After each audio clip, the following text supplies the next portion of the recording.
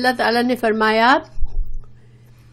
اعبدو، تو اللہ کی عبادت کرو۔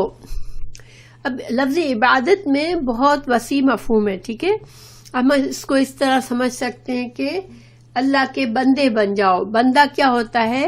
ملکیت ہوتا ہے اپنے مالک کی۔ بندے کی اپنی کوئی مرضی نہیں ہوتی، وہ اپنے مالک کے مرضی کا پابند ہوتا ہے۔ حالانکہ ہمیں دنیا میں اختیار دیا ہے اللہ نے، لیکن وہ اختیار اس حد تک ہے کہ ہماری آزمائش کی حد تک ہے کہ ہم اپنی اختیار سے ہم اللہ کے بندے بنتے ہیں یا نہیں۔ لیکن ہمارے اپنے جسم میں بہت سی چیزیں جو ہمارے اختیار میں نہیں ہیں۔ ہمارا دل دھڑکتا ہے، یہ ہمارے اختیار میں نہیں ہے۔ جب تک اللہ کی مرضی ہوگی جب تک دھڑکے گا۔ ہماری سانس چل رہی ہے، وہ بھی ہمارے اختیار میں نہیں ہے، اللہ سبحانہ تعالیٰ ہی کے اختیار میں ہے۔ تو ہمارے جو ایکشنز کے لیے ہمیں جو تھوڑی سی اجازت ملی ہے اپنی مرضی چلانے کی، تو وہ ہمارا امتحان ہے۔ اسی لیے اللہ تعالیٰ نے یہاں پر دوبارہ تاکید کی کہ اللہ کے بندے بن جاؤ۔ اعبدو، اللہ کے بندے بن جاؤ، یعنی کہ تم اپنی حیثیت کو پہچانو، تم اللہ کے غلام ہو، اللہ کی مخلوق ہو، تم اللہ کی ملکیت ہو، تو پھر تم اللہ کی مکمل فرما برداری کرو، ٹھیک ہے۔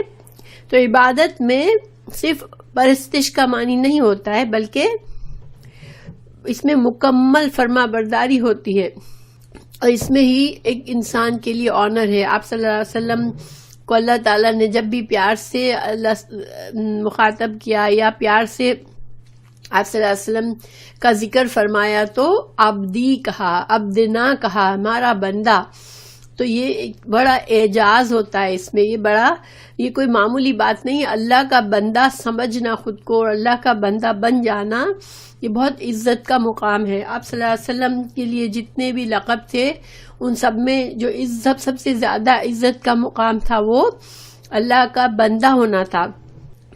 اللہ تعالیٰ ہمیں فرما رہے ہیں کہ تم اللہ کے بندے بن جاؤ، اور دوسری بات یہ فرما رہے ہیں کہ شرک نہ کرو۔ وَاعْبُدُوا اللَّهَ وَلَا تُشْرِكُوا بِهِ شَيْئًا۔